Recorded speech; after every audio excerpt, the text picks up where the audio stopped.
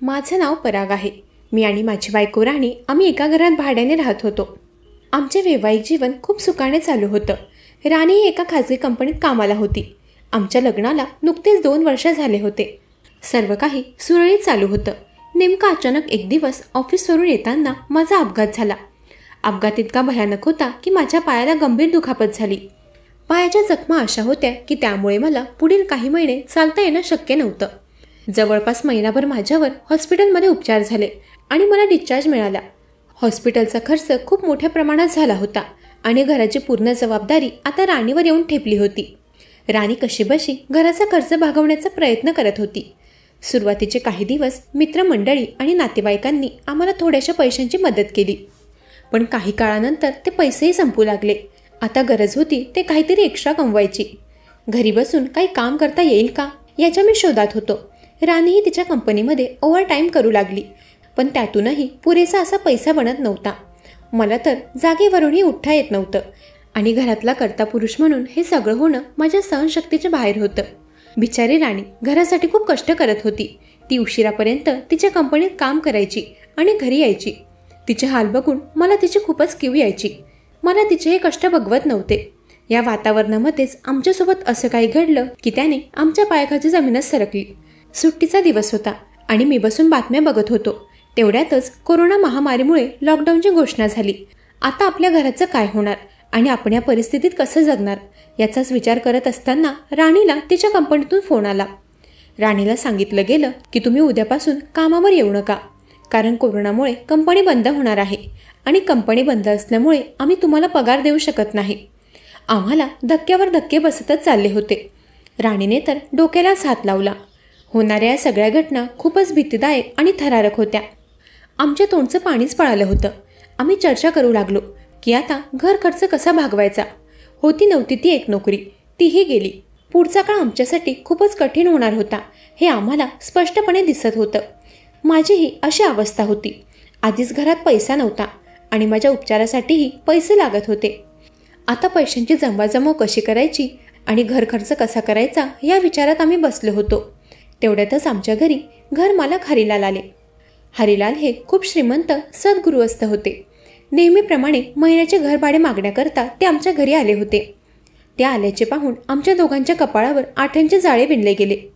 कदाचित त्यांनी ओळखले होते. आमचे असे चेहरे पाहून त्यांनी विचारले, काय रे पराग, काय झालं? अरे टेन्शन नको घेऊस, मी काय भाडे मागायला नाही तर तुझी तब्येतीची विचारपूस करण्यासाठी आलो आहे. मला माहिती आहे की अपघातातील उपचारामध्ये तुझा खूप खर्च झाला असेल, त्यामुळे तू घरभाडे थोडे उशिरा दिले तरी चालेल. आणि असंही राणी सगळ्या घराचा खर्च ओढते हे मला माहिती आहे. अशा परिस्थितीत मी साथ देणार नाही तर कोण देणार? हरिलालजींनी राणीकडे बघून तिला विचारले, राणी तुझं काम तर व्यवस्थित चालू आहे ना? त्यावर राणीने फक्त होकारार्थी मान हलवली. ती म्हणाली, हो काम चालू आहे, पण काही दिवस कंपनी बंद राहणार आहे. हरिलाल म्हणाले, ठीक आहे, काही चिंता करू नका. जोपर्यंत लॉकडाऊन आहे तोपर्यंत तुम्ही मला भाडं नाही दिलं तरी चालेल. हरिलालचं हे बोलणं ऐकून मला असं वाटत होतं की हरिलालच्या रूपात जणू आम्हाला देवच भेटला आहे. आता मी कसेबसे घर चालवत होतो. आमच्या सेव्हिंगही आता संपत चालल्या होत्या.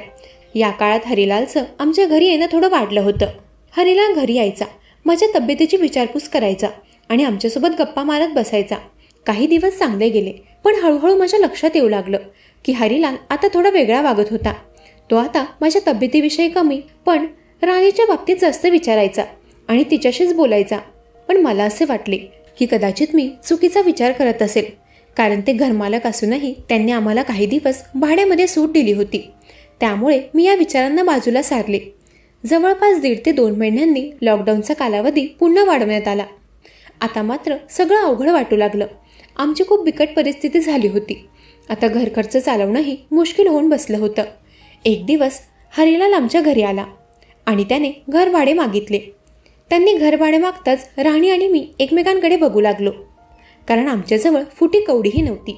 घरचं राशन पाणीच कसं बसं चालत होतं. आम्ही हरिलालकडे आम्हाला अजून काही दिवस देण्याची विनंती केली, पण हरिलालने तेव्हा स्पष्टपणे नकार दिला. तो राणीला म्हणाला, राणी मला तुझ्यासोबत काहीतरी बोलायचं आहे. असं म्हणून राणीला थोडं बाजूला नेऊन त्याने तिला काहीतरी सांगितलं.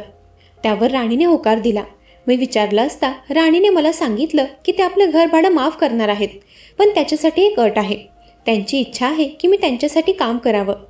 हरिलालच्या बऱ्याचशा कंपन्या होत्या. मला खूप आनंद झाला.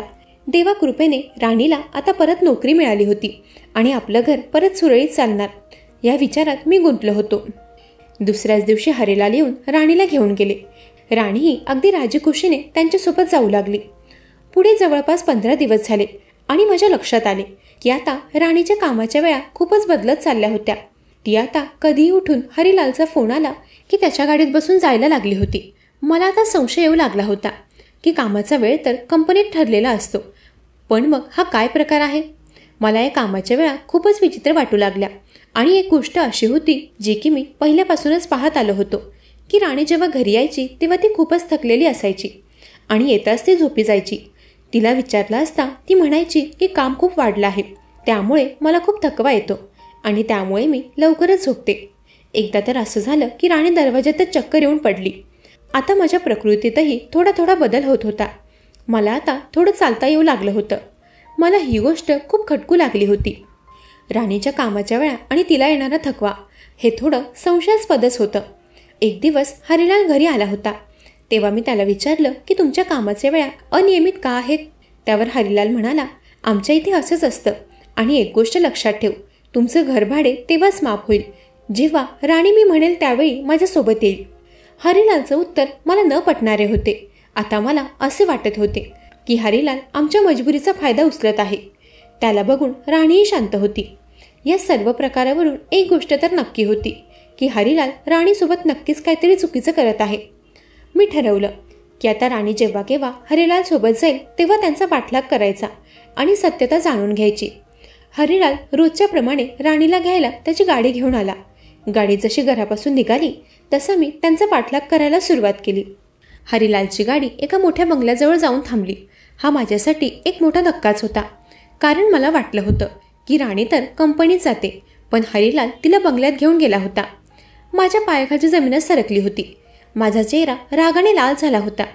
मी त्या बंगल्याजवळ जाऊन काणूसा घेण्याचा प्रयत्न केला, पण आतून कोणताही आवाज येत नव्हता.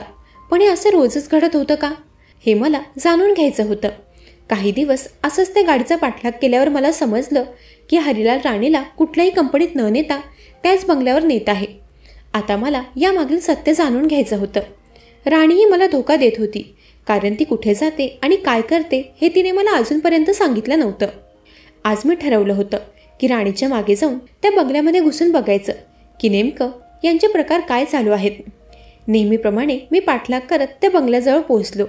ते दोघेही आत गेले. त्यांच्या पाठोपाठ मी पण त्या बंगल्यात शिरलो. बंगल्यात आत जाताच मला एका स्त्रीचा विव्हळण्याचा आवाज आला. तो आवाज ऐकून माझी हालत खराब झाली होती.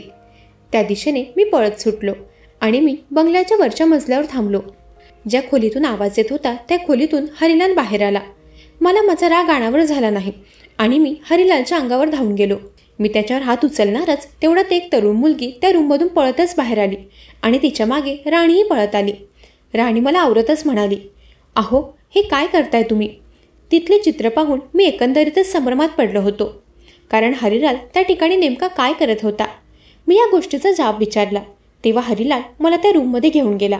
ती रूम कमी आणि हॉस्पिटलचं ICU दिसत होतं. तिथे अतिशय वृद्ध स्त्री बेडवर पडून होती. हरिलाल म्हणाला, ही माझी आई आहे आणि इथे तिची काळजी घ्यायला कोणीच नाहीये आणि जी मुलगी तू बाहेर पाहिलीस ती माझी मुलगी आहे आणि ती मनोरुग्ण आहे. माझ्या आईची काळजी घ्यायला कोणीही नव्हतं आणि माझी मुलगीही तरुण होत होती. त्यामुळे तिची काळजी घेणं आणि तिच्यावर लक्ष देणं मला आता जमत नव्हतं. त्यामुळे मला एका स्त्रीची गरज होती. मी अनेक बायकांना याबद्दल विचारलं, पण त्या हे काम करण्यासाठी तयार नव्हत्या. राणीला मी पहिल्यापासून पाहिलं होतं की राणी अतिशय प्रेमळ आणि गुणी आहे हे मला माहिती होतं आणि तुम्हालाही पैशांची गरज होती. त्यामुळे हे काम राणीला द्यायचं मी ठरवलं. राणी माझ्या आईची आणि मुलीची खूप छान काळजी घेते. माझ्या मुलीला तर तिचा लळा लागला आहे. मनोरुग्ण असल्याने तिच्याकडे सतत कोणीतरी लक्ष देण्यासाठी हवं असतं. त्यामुळेच तिला त्रास व्हायला लागला की मी राणीला इकडे घेऊन यायचो, जेणेकरून तिची मानसिक स्थिती चांगली राहील आणि ती या आजारातून लवकर बरी होईल. हे सगळं ऐकून माझं मन शांत झालं होतं. मी थोडा वेळ काहीच बोललो नाही आणि मी हरिलालची माफी मागितली की मी त्यांच्या अंगावर धावून गेलो. हरिलालनेही मला मोठ्या मनाने माफ केले. काही दिवसातच वातावरण पुन्हा सुरळीत झाले. मलाही नोकरी मिळाली आणि हरिलालची मुलगीही आता एकदम ठणठणीत बरी झाली होती. हरिलालने माझ्या आणि राणीचे खूप खूप आभार मानले. एवढ्या कठीण काळातही राणी कोणाच्या तरी कामी आली होती याचं मला समाधान होतं. मला एक नवीन शिकवण मिळाली होती की कुठल्याही गोष्टीच्या निष्कर्षावर पोचण्याआधी ती गोष्ट पडताळून घेणे हे खूप महत्त्वाचे आहे. मंडळी, कशी वाटली कथा? ऐकत रहा मनाचे बोल.